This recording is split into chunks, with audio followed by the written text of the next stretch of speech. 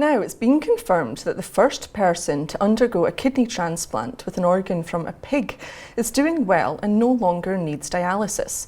Richard Slayman was discharged from hospital in Boston last Wednesday after undergoing the procedure. The 62-year-old had previously been given a human transplant, but that failed last year.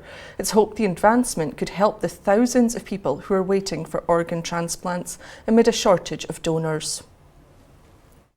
Many unknowns. This is the first time we're doing so. Human transplant is not going to go away, but you've just heard from all of us how challenging it is for many of our patients being on dialysis, that they don't have the option of having a human kidney. So while the human kidney would be ideal, we feel strongly that xenotransplantation sounds a reasonable option for these patients, either as a bridge or hopefully in the future as being the permanent treatment. It's off to an incredibly strong start. The kidney was producing urine, during the transplant, which is always a great sign. So as soon as the kidney was reperfused with Mr. Slayman's blood, it was instantly producing urine. The urine output since the transplant's been really good. And if you really could equate it to a human kidney transplant, it looks very similar, right? So the experiences that Mr. Slayman is having are very similar to if he had gotten a human kidney. I mean, if you look at the unmet need in organ failure, and we'll just use kidney as the example, current transplant waiting list is about 90,000 folks. Each year we do about 25,000 human kidney transplants, so that leaves a huge delta. Folks like Mr. Slayman are a very low priority for a human kidney, and therefore many of those patients will spend their final days on dialysis. That's just the patients on the transplant waiting list. If we look more broadly at the patients with kidney failure on dialysis, we're talking about hundreds of thousands of patients who could benefit from a kidney transplant.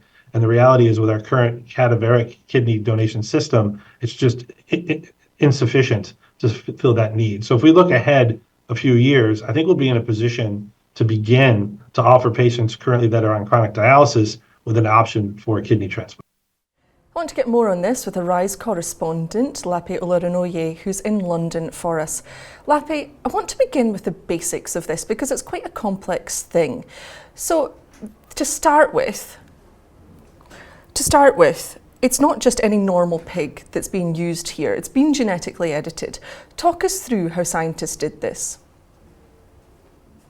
Well, like you rightly pointed out, they don't just pick a pig from any farm and extract the kidney of that pig. It goes through a rigorous process where the genes are genetically modified and engineered by scientists, and they make sure that it's suitable and functioning well enough to fit into a human body. And that's why this has been able to successfully take place. It's the first time, by the way, that we've seen anything like this in terms of another species' kidney being transferred into a human's kidney. We've seen it before with previous pig's heart transplants, which of course sadly didn't go well. Both cases sadly died 2 months later, with the most recent, of course, being the elderly man that died 2 months after the heart transplant.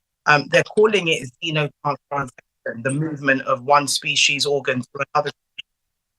So it's quite a delicate process. Even when I was looking into the reports of how the procedure is done, Faith, it's quite rigorous. I mean, you have to wait. It's almost a gamble. They're said to be 2 indicators of whether or not this transplant is successful, and it's if the pig's kidney turns pink, which means that the blood connectors are working just as well as if it was a human's kidney. But actually, sometimes it can go horribly wrong and turn black. So there's this concept of the pink and black reaction.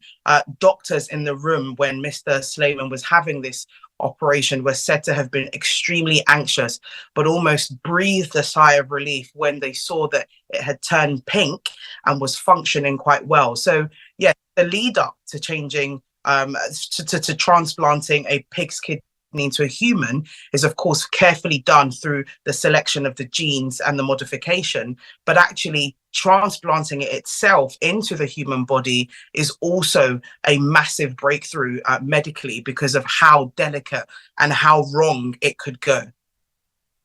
I mean, I was reading as well when you mentioned the report there, it's fascinating. They used micro pigs so that the kidney would be the right size for a human body. So lots and lots for the doctors and the scientists to consider here. But this patient in particular had almost nothing left to lose. He was suffering end-stage kidney disease. He'd been experiencing complications with dialysis. Now he doesn't even need dialysis. I mean, what does this advancement mean for patients who may well think they have no future? Well, of course, like I said, it's a breakthrough, especially for those who are living with kidney issues, especially those at the kind of end of life care.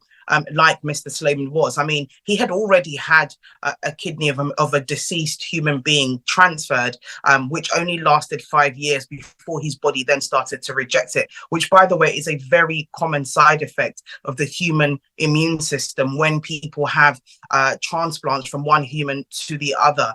Furthermore, in America, there's up to 100,000 people said to be living with kidney failures and who need urgent kidney donors, and there is no guarantee that this type of transplant will always work. But actually, if there is an option for this xenotransplantation to really take center stage, then it means a new lease of life for those hundreds of thousands of people who are on waiting lists, especially ethnic minorities who are some of the most desperately in need of kidney donors in places like America and further afield. And I know even in this country, it's very tough for people to find donors once it becomes outside of your family and your wider network, because of just how rare some of the genetic codes are. So for many of those people, of course, this is a massive breakthrough, but I don't want to be too optimistic just yet. He's only been out of the hospital for just over a month. There still needs to be a lot more time and assessment. Yes, he has stopped dialysis, but there needs to be more time taken into consideration for us to truly agree and know that actually this is the beginning of more to come. And so for Mr. Slayman, yes, it's great because he was almost given up towards the end. He had the donor done before, he was constantly on dialysis, but now, of course, this has given him, re-energized him, if you like, but it's still too soon to be 100% sure. Lapa, you referenced there a huge organ shortage, not just in the US where the transplant took place, but lots of countries around the world. There's still problems with this. Researchers still aren't sure of the lifespan of this organ. There are some suggestions that if it exceeds 2 years, it's done well. So this technology still has a way to go, doesn't it? Absolutely. And this is why we have this waiting period just before we can assume if this is truly a successful breakthrough medically. You know, there's a time lag for every scientific experiment, if you like, for us to be sure that actually this can be upscaled. And so giving 2 years extra in comparison to a human donor, which can last up to 5 to 10 years or even longer, there is a lot of things that needs to be weighed out and measured there. But needless to say, there doesn't need to be a long wait for people to wait for donors, to wait for family members to come forward, to wait for strangers to come forward and offer them that. If there is this option of xenotransplantation, I think that's the major takeaway from this, is that there is now another option for those people who are needing transplants quite desperately. But like you rightly point out, Faith, you know, it's still too early to decide how effective this is and how long-lasting and impactful this can be for people's quality of life. Thank you so much for your analysis there. Lape Olorunnoye, our Arise correspondent who is in London for us.